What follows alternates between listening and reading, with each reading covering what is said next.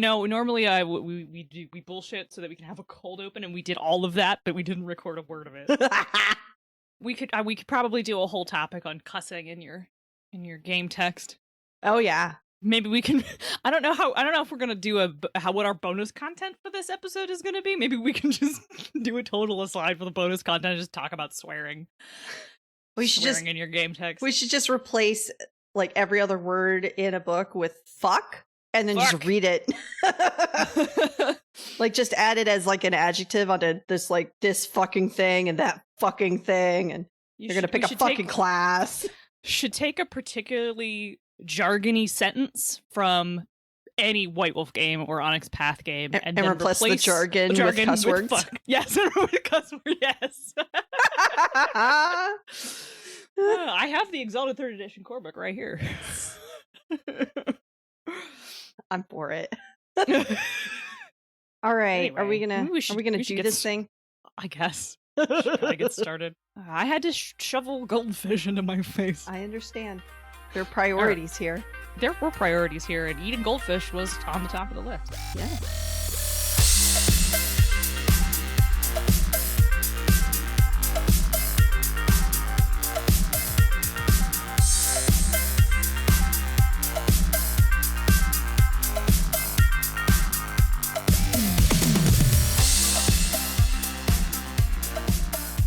Welcome to a new bonus experience series. We have brought on friend of the show and repeat guest Danielle Lozon to do this however many episode we feel like series where we go deep on one mechanical topic. Deep. As always, we are two queer women speaking with authority about games. And yes, we still swear. You can go die mad about it. I am Monica, regular host of the show, person of a variety of qualifications. Exalted Essence mechanical developer. I'll send you my CV. Who are you? I'm Danielle Lozon. I am a frequent guest on the show. I guess at this point, sub-co-host. Sub-co-host, yeah. I am a subspecies of co-host on this show. Also a game developer. I am the mechanical lead on Story Path systems for Trinity Continuum. I develop a bunch of bullshit for Onyx Path, and I also do consulting work for things like Power Creep.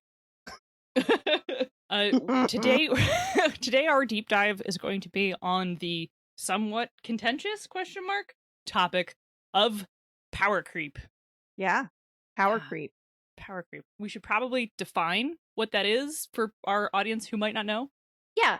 So if you've ever heard anybody talking about power creep, or if you've ever heard people talking about how this new book for this game came out and everything in it is better than the stuff that came before, that's power creep. The concept is that as the game line gets older and older, as new books come out, the power level of those things that are the new mechanics or whatever is more powerful or better in general than the stuff that came before. And a lot of people will lament power creep because they feel like this new mechanic that just came out that is better than what their character has is now invalidating their character choices from before, and they either need to remake their character to be within this new power level or be outclassed by new characters made with these new powers.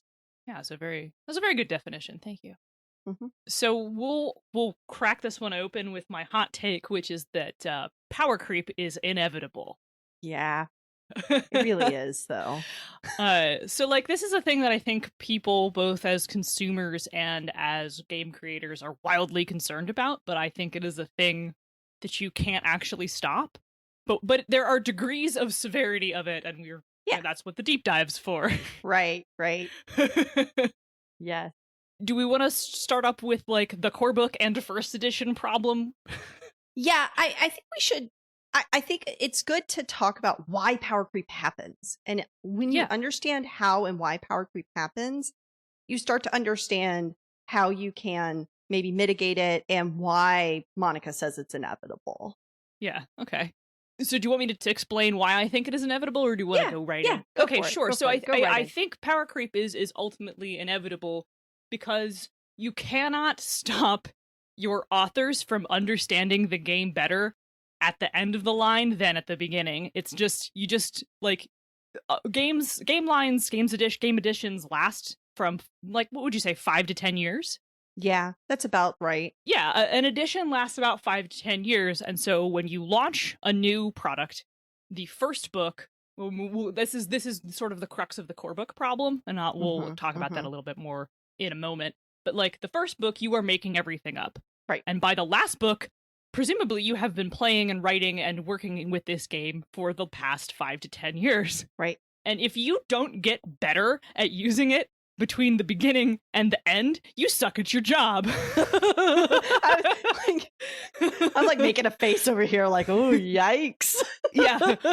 Yeah. And the other thing is that like even everybody involved just gets better and understands it better the longer it goes on. So like the fact that final books are almost always better than first books, unless of course you're looking at a line that has produced so many supplements, you're looking at authors with massive burnout by the last book. Right. But that's different. That's different. Yeah, like the end of the line material is almost always better than the beginning of the line material, simply because mastery happened in the process. Right. So, when you think about that, like I could already point out power creep just like from book 1 to book 2 of books, right?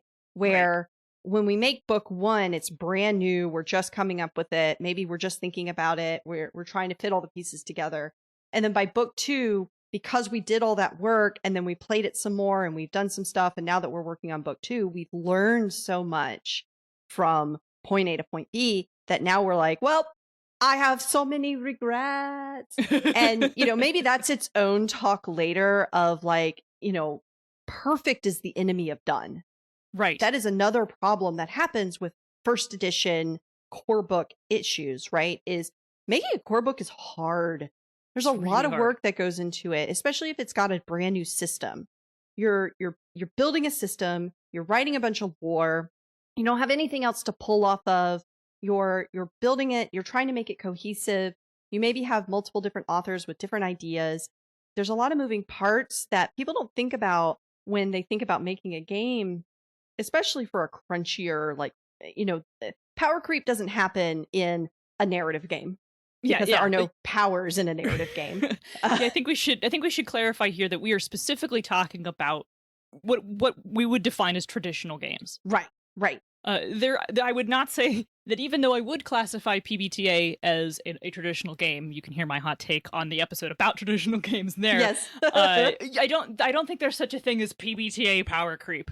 No, I mean, but there is, in a sense, that like there are versions of PBTA games, right? There are people who understand that mechanic far better than other people. That's true. So there's a wild difference between PBTA game A and PBTA game B, where PBTA game A is written by somebody who deeply well understands the system and the mechanics are like a well-oiled machine, and B, where people only barely grasp the system and it's a clunky piece of shit.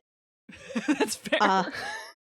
And like I've played in both types, and it's so obvious when you start to understand, like the better you get at understanding PBTA, the more you start to realize like, oh, those moves don't make any fucking sense.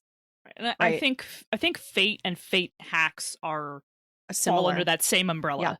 Yeah. Where like you don't necessarily see like you're not necessarily seeing Fate power creep because Fate is also not a sequential line. Like there is no Fate PHB 3. No. Right? Like there's just all these new other iterations of Fate settings, and sometimes they get it better. Right. And some Fate settings really have a good grasp on how to use Fate, and some have less of a good grasp on how to use Fate. Right. Yeah. And then I think that's, that's a part of that system mastery thing, right? Right. So yeah, as you work on a game line, you're going to gain more and more mastery over the system. And if you don't, then maybe you should stop doing this. Because, if you're not learning from your mistakes, that there is a problem. You should Right. not be repeating the same mistakes over and over again. There's so many more new mistakes for you to be making. It's just senseless to keep making the same mistakes over and over again. Right, you can make a dozen new ones. I know, right? Like, there's so many new ways to fuck up. right. Like, God, it's so uninventive to just fuck up the same way over and over again. I mean, just right, get God. experimental. Mess up another rule. Right. So like that is okay, so that we kind of touched on this, so let me go ahead and define it. Like that is the core book and first edition problem. So like Right. the launch of any game line or series, and we do mean a traditional game line or series, we're not talking about like 10 Candles is not going to have Right. this problem. No. No, like any traditional game, including the many of the ones that we have worked on, like you have your launch book and your first edition, the very first attempt you make at that, literally everyone is guessing. Yep, everybody. Everybody is guessing. Even when we playtest it, there's no amount of playtesting that you can do before a book goes live without playtesting it for years and years that you can do to find all of the problems. You're going to find some big things. You know, you're going to find, this thing just doesn't work, or, oh, these powers like invalidate each other, or, oh, you know, like this falls apart after session, you know, after the 5th roll. Right. Those you will find in playtesting, but you need hundreds of eyes, you need hundreds of plays, you need hours and hours of seeing people break the system. And that's something else that is, you can never make a system that people can't break. Like that's just not a thing. And so you just need to know how they're going to be able to break it. And you're never going to know until you've seen it done. You know, I have so much institutional knowledge of World of Darkness that came from being part of a large LARP organization that used all the rules, and they wanted to use all the rules together because some player wants to play it. Well, I mean, even just like within Vampire, right? Somebody wants to play a Lasombra who's a member of the Camarilla. They also want to play a Zamisi that's a member of the Camarilla, or they want to play a Ravnos that's an Anarch, or they want to play, you know, they want to play whatever they're going to play. They want their special snowflake character. Those are examples of two things that don't go together. Yeah. Okay. That's fine. Your listeners will know what I'm talking about. Some of them will, I'm sure. Some of them. So, you know, essentially they want to play special clans that don't belong in groups. They want to take special powers. They want to play elder characters, which, you know, one of the things early editions of Vampire the Masquerade, in fact, lots of editions of Vampire the Masquerade did, was they were like, here are these elders. They're really super powerful. They're very beefy. They're very cool. They're mysterious. They don't go out and do stuff. And really, you shouldn't be playing them, but here's a bunch of mechanics for how to play them. And that's such a big fucking mistake. If don't tell somebody the mechanics of how to play a thing if you don't actually want them to play them. So because the moment you give them mechanics too. Yeah. We'll go on. Finish your thought. Yeah. It's a big problem, right? If you don't want it to be playable, don't give it the word count that makes it look playable. Like, right, so like the old Exalted problem was there are these elder exalts, there's a bunch of them, they're mysterious, they're really powerful, they don't go out and do things. They'll fuck you up if you mess with them. Like, you can just take Vampire and just erase it and replace it with Exalt. You're not supposed to play them, but it's implied that you will eventually get there. Yep. But we have given you 0 of the tools to do so. Until we did it in 2nd edition and it was bad. It was bad. It was like, well, like nobody could quite figure out. 2nd edition had lots of problems, but the particular like suite of higher essence stuff that came out of 2nd edition was sort of like, we don't really know what the game is supposed to look like at this level. Sure. We know how these people are supposed to behave narratively, but what does that mean for a player character? And uniformly, they were terrible. Right. Yeah. So you wind up with this kind of stuff, right? Where, you know, players start to pull at the pieces that you maybe described poorly or didn't completely do, and they unravel it. And you don't learn how easy it is to unravel or what happens when it unravels until it's out in the wild. Yeah, until someone has pulled that loose thread all the way out. Right. And you can't plan for that. Like, you can try to plan for that and you can get some people to pick it apart. But until hundreds of fans are picking it apart, you're not going to get there. And so you may get a lot of eyes on something, and everybody, especially when it's brand new, the fans don't know either, right? You can read a thing and think, oh, conceptually, I understand this. It reads well. I understand how it works. And then you go to the table and you start using it and you go, oh, this doesn't work the way I thought it would. Right. Well, Everybody missed the fact that there is a keyword missing in this description. yep. Everybody, literally. Everybody, literally, definitely there's been a case where something I wrote was missing, like, its key function. Like, the description is there. You can sort of figure out what it's supposed to do, but I missed it. The developer missed it. The in-house playtesters missed it. The out-of-house playtesters missed it. The Kickstarter backer errata missed it. The Discord 2 years later is like, this doesn't work. Yep. Welcome to first edition. Shins. Yep. And that's an interesting thing. And I say first editions because you're talking about like Scion, right? I am talking about Scion. Yeah. You were correct. And Scion is Scion second edition. It is a second edition, but it is a second edition in name only. Yeah. Its edition difference is as wide as the edition difference between, say, like third edition and fourth edition D&D. And even wider than that, actually, because I was going to say even bigger than that, because even wider, because the mechanics, like the framework of the mechanics in at least between third and fourth edition is the same. You roll a d20 and they work similarly. In the only similarities between first and second edition Scion is you roll d10s. Right. They do not work similarly. No, not even a little bit. And so there's a huge, like, we created a whole brand new mechanical system in StoryPath that has hallmarks. It's bad, actually, because when I talk about it, I'm like, yeah, there are hallmarks that it looks a lot like the storytelling systems that you're used to seeing. It's definitely got roots in the White Wolf, D10 system, but it has attributes, it has skills, it uses those to create a D10 dice pool, and that's where the similarities stop. And successes. It's got successes, yeah, and difficulty. Right, but how those work together is so different. And people who are used to storyteller systems are like, yeah, this looks so familiar. I don't understand it. And they like get caught up on how similar it looks, but then it just doesn't work the way they're expecting it to. Yeah. And then get kind of mad about it. Yeah, a little. And I think that, there's some familiarity there, and that familiarity is like just enough familiarity to trip you up. But beyond that, let's talk about how power creep works. Let's get back to that. So now that we understand why, in my opinion, the way like you've described it, I've kind of described it with the first edition problem is, when you make a thing, you just can't know all the things you don't know yet. Right. And the longer you go, the more you'll find out, oh man, this is what we messed up, or oh man, that doesn't work the way I thought it would, or oh man. And so when you start making more books for the line, inevitably you want to fix those mistakes. You don't want to bake those mistakes in and then just keep being like, well, we said this and that's the way it works and we can't ever clarify it because that would be power creep. Like, fuck. Right. Don't double down on your mistakes.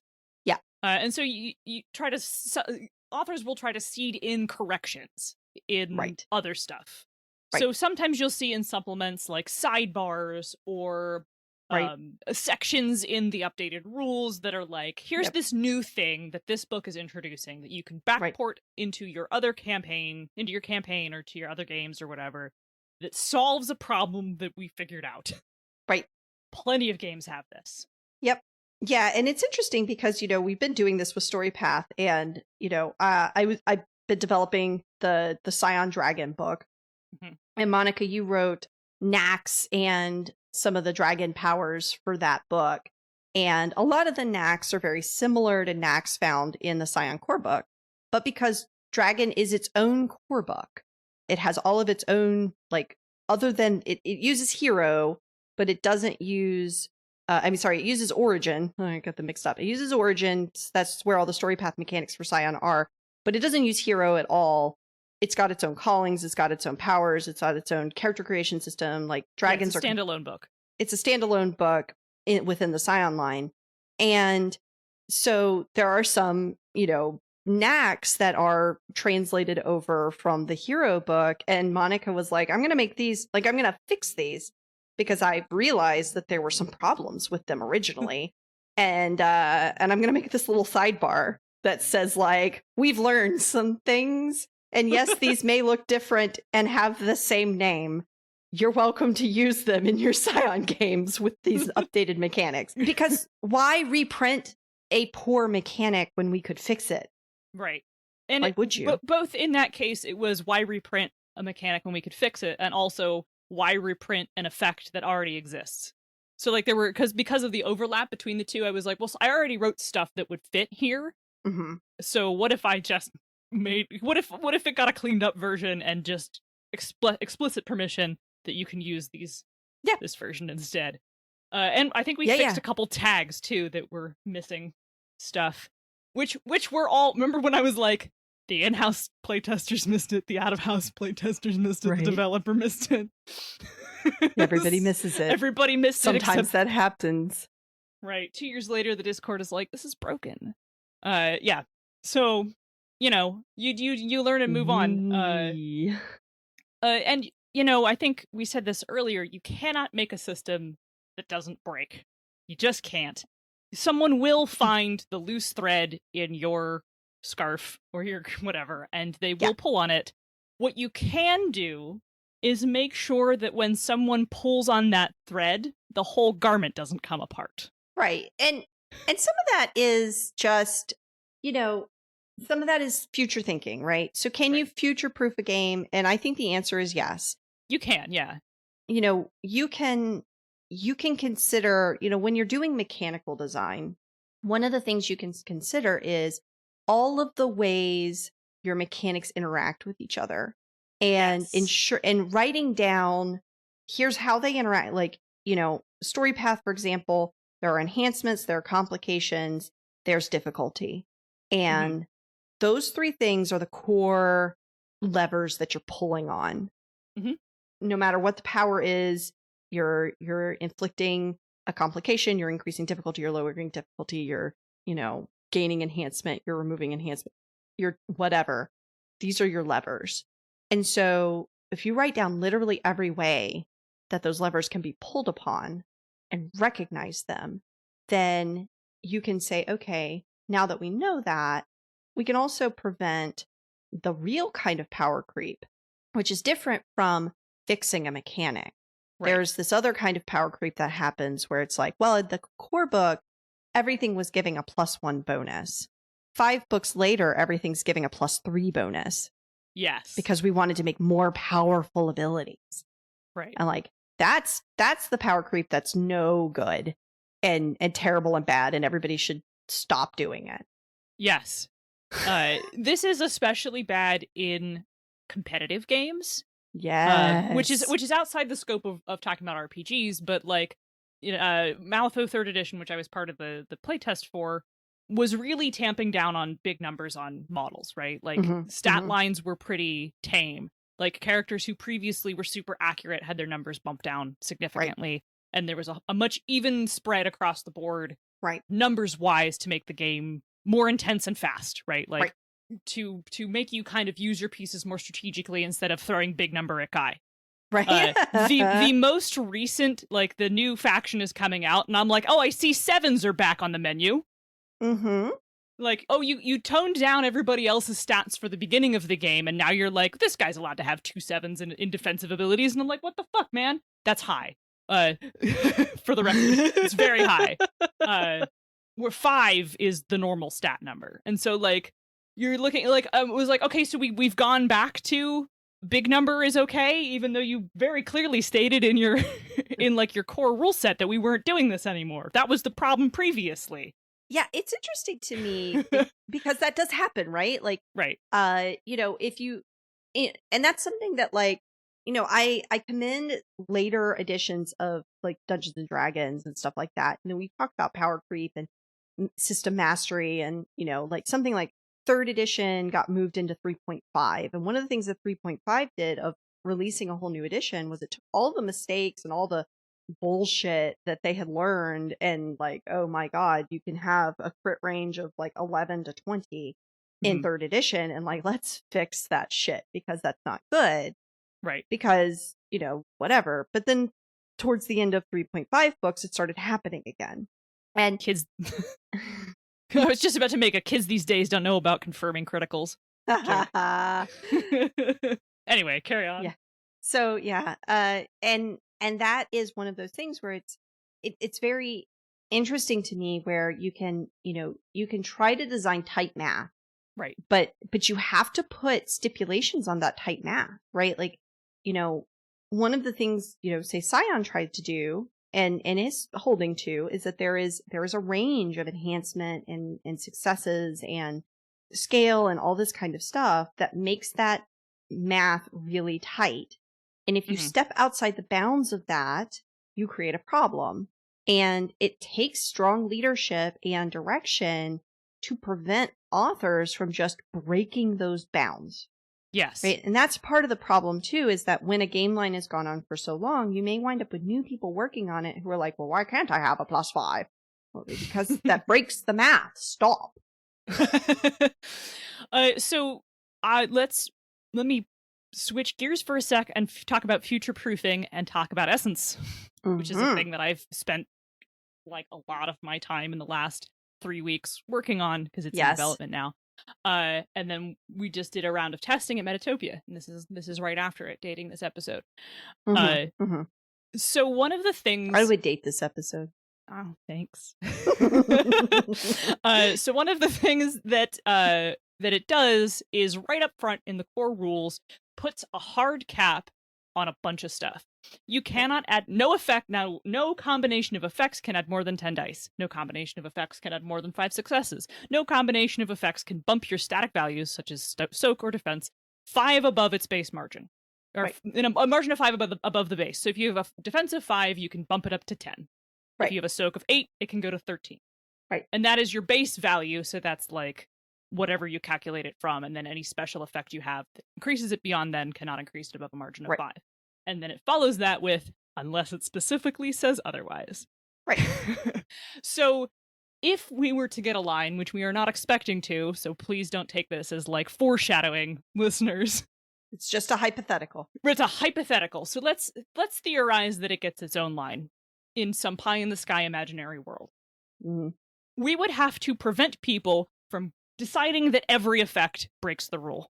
Right. Because I could see that happening. Right.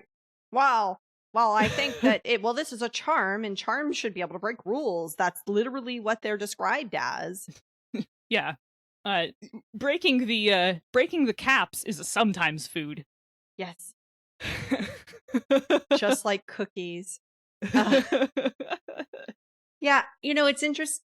I say it's interesting, but it is worth thinking about, stacking and how much things can stack and whether or not you give permissions to those things. Also on the player side of things, because like you said, players will find all the things that like hang out together and put them together, and they're looking for synergy. And it's good to build synergy into your game, but synergy should be choices. It shouldn't be, there's something that I often kind of stick to when looking at powers or mechanics or special abilities and things like that, is if an option that you're presenting to a player is so good that that player has to take it or feels like they have to take it to be any good at what they're doing, then it shouldn't be an option. It should just be given to them. And this is something that, there's other mechanical design thoughts on this, but it helps prevent that power creep issue, right?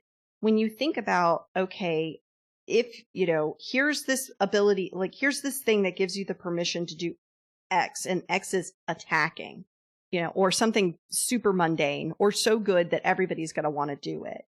Then if you make that a special power, and the option that I'm putting it up against is, say, oh, instead of attacking, I could do that, or I could make a basket. Well, like, why would I pick making a basket when I could attack? And maybe there are people who will find reason to not pick the attack, but for the most part, it's you need this to play this game properly. So we should just let you do it. We shouldn't make it a special ability that is a choice because it's not actually a true choice. Right. And that happens, there's less obvious things where it's like when you're trying to give people a suite of options at like level 1, and you can pick between these 3 things, and one of those things is clearly and obviously the right pick, then you either need to fix that some way. You either need to give that right pick to them as just not a pick, or you need to make the other 2 things as appealing so that it is not a no-brainer and is actually a difficult choice. Right. So this I think ties into like Eddie loves to say there's no such thing as balance, and I love to disagree with him. Yeah. Because balance does in fact exist. It is this that we're talking about. Right. You can, air quotes, balance a game by minimizing the choices. Okay, right. So you can, just like you can never prevent power creep because you will ultimately attain system mastery as you go along, the natural kind of power creep, not the shitty kind. Yeah. You also cannot always prevent one option from being slightly better than another. Because they're being written by human beings, and so not all of them are going to be winners. Yeah. I think I wrote 120 knacks for Scion for the core book. That's a lot. Like, it was at least 12 per calling, and there's 11 callings. So that's what, 122? I'm very bad at math. There's 12 callings? There's 11 callings. There's 11 callings, and you did 12 per? Roughly, yeah. Some might have a little bit more, and some might have a little bit less, but I tried to do an even number. Yeah, it's like 20, 22. 122. 122. Yeah, 122. Yeah, so when you're writing 122 different instances of something, like I said, they're not all going to be winners. And your developer is supposed to be, and your playtesters and your beta readers and all that are supposed to be sort of a line of defense between all of them not being winners on publication. And that's also why you draft. But like, even after that, some of them may still be kind of less good than others, right? Or one of them will be outstanding, and your developer thinks it's okay, and the internal playtest group is like, it's all right. It's not going to break anything. And then like your external playtesters just don't use it. And then 2 years later, the Discord tells you it's broken. So like you can't, because these are being written by humans, you can't prevent some of them from being slightly better than others. The problem is when one, like Danielle said, one choice becomes the choice. And so true balance is making sure that the difference between the optimal choice and the suboptimal choice is so minimal it doesn't affect most gameplay. Right. And that's another thing of, you want all your choices to feel engaging and to feel good and to feel like they're valid options. And for you, they may be, but for someone else who doesn't like certain styles of gameplay, some of those options may feel obviously not good for them. Or obviously I'm never going to take any of these because that's not the kind of gameplay I want to engage in. And that's not something you can do anything about or should do anything about, because there are some people who will view it the other way around, where like this person says, oh, well, all these combat options are clearly the way they should go, where somebody else is like, oh, but look at all these amazing social options and I can actually use these and I don't really like combat or whatever, right? So, but having the combat options and the social options feel equally good to people who like one or the other, or people who like both, going, ooh, I'm having a hard time deciding between these 2 options. That's the spot you want to be able to hit. And just like you said, not everything's going to be a winner, but you don't want to end up with the power creep problem being that everybody's synergizing all of this one thing. And then because everybody's synergizing all of this one thing, that's the thing you wind up playing into. Yeah. And so you've invalidated choices by not supporting them. So that's another thing you see where it's like, oh yeah, this game has social options and we're going to present some social options in book 1 and then we're never going to talk about them again. Well then. I guess that's a thing that's going to happen. Yeah. Oh yeah, I had a conversation, a weird brief conversation on Twitter with someone, a mutual but not a person I know, who was like, people who invest in being bad for roleplay purposes and people who are munchkins should behave the same, and if the game doesn't acknowledge that, this is a problem with the system. And I was like, yeah, the game should minimize the difference between an optimal choice and a suboptimal choice, and like, right. The core rules should not mandate system mastery. And they were like, I mean the opposite of that. And I was like, except that the inverse property is true. Like, if your system, it is still a problem with the system if the system allows you to have a -3 charisma starting, because people will think that's air quotes fun. Y'all have gotten the rolling for stats brain rot. It's shitty. It isn't actually fun. It kind of sucks. And you've convinced yourself that somehow doing this air quotes bad thing is entertaining. Yep. And if you're listening to this getting mad because you've done that, die mad about it.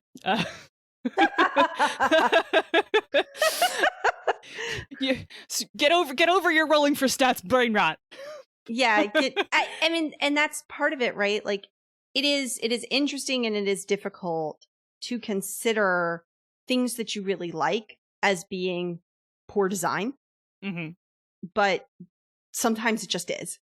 Yeah, you know, I think I would say that like a lot of classic Vampire, and we'll throw Exalted in on this one too, are both pretty terribly designed games that people absolutely fucking love. Yeah. Oh gosh, yeah. I love me some poorly designed vampire nonsense. But you sometimes you like a game because of its flaws or despite its flaws, and that's okay. Like, nobody's made a perfect game that I know. No, they do not exist. They don't exist. So it's, pick your poison. But you can, if you're designing a game and you're thinking about things like power creep or just good design choices, part of this came up because I recently had a conversation in a meeting about a project I'm not allowed to talk about at all, but about making the mechanics for it as creep proof as possible, because we are designing this game to be the start of a long line of other games. So there will be a chance for future books and future mechanics and things like that. And so one of the things we want to think about at the start of this project is, we know for sure that some of the books will be designed to increase the player character's power level as they grow in power, a little bit how Scion increases from hero to demigod to god. And keeping that in mind, how those changes are going to come about, how they will affect player character options, and what they will do to player characters' abilities as those new books come out, is important to think about at stage 1, so that it doesn't look like, oh man, I can just create a character at this new power level that's just infinitely better than what's in the core book. Instead, it's, no, here are literally higher level powers that you have to have spent a bunch of experience points to get to in the first place. Yeah, I think part of that future-proofing thing is not getting so hung up on starting level, because right. I think a lot of games, a lot of these traditional games are built around where the game begins, right, and not where the game is going. Yeah, or is going. Yeah. And so, yeah, a part of that is thinking about, okay, well, what does a character with a bunch of experience points or a lot of levels look like? And right. How do we ensure that that is something we want to see moving forward? And some of that design is thinking about all the way down the road, okay, I maybe need to design the mechanical system for, using Scion for reference. I need to really think about the mechanical system for hero, demigod, and god all at once. I can't wait to think about demigod and god until after I'm done with hero, because I don't want to accidentally invalidate choices made in hero once we get to level at god.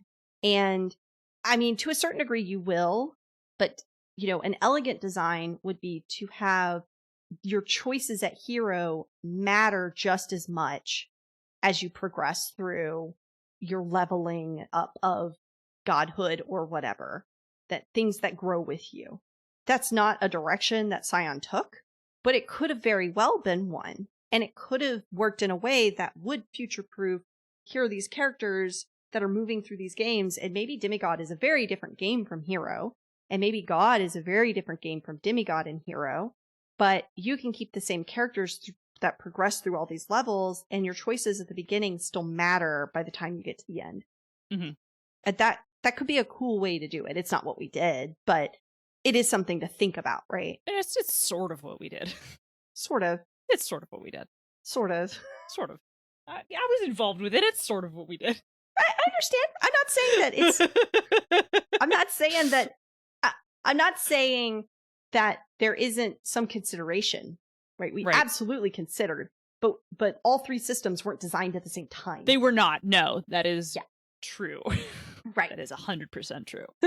Yeah. So I think like with this thing we're talking about, considering where your game is going to go is really important. Yep. And I think more important than people give it credit for. Oh, absolutely. Well, that puts us at like 49, where we're 30 seconds shy of 50 minutes, which is plenty for a regular episode. So I think we can wrap.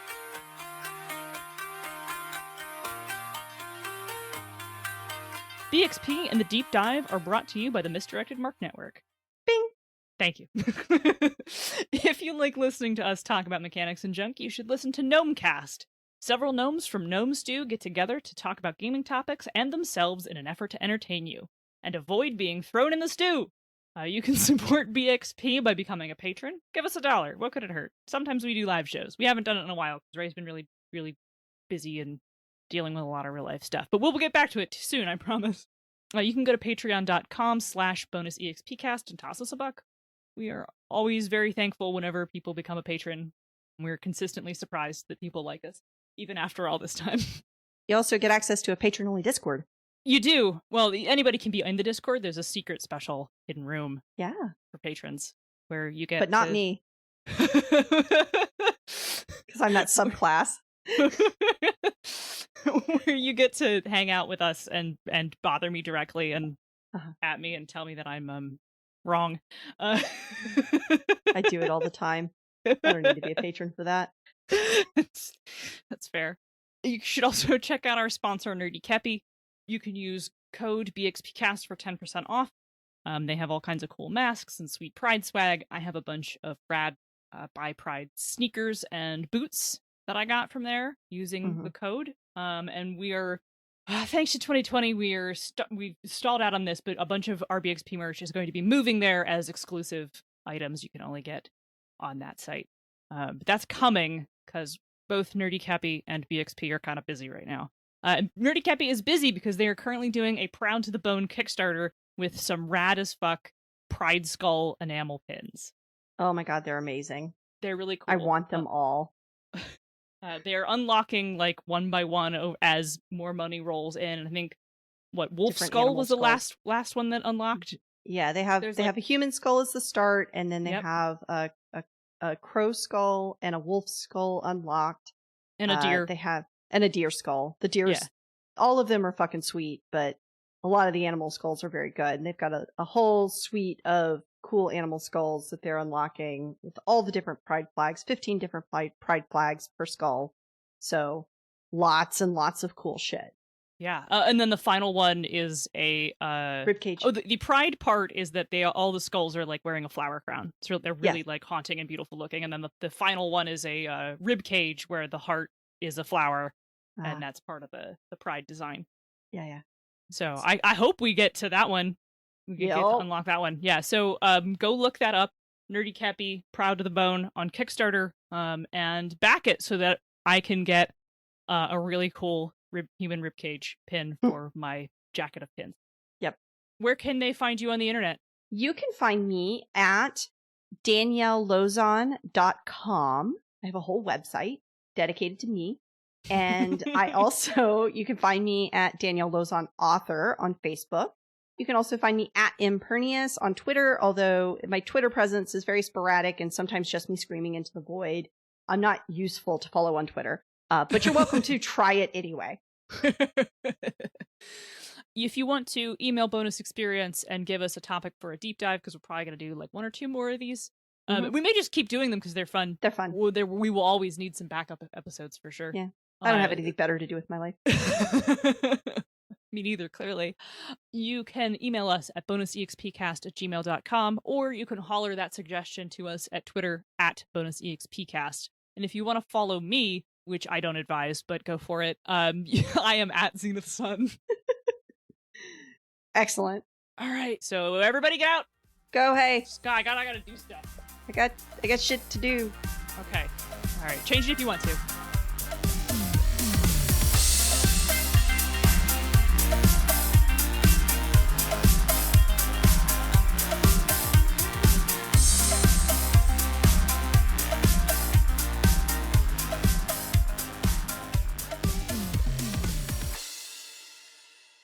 Do I have to do this? Ugh, fine. Bonus Experience is written and produced by Monica and Ray, and this episode features special guest Danielle.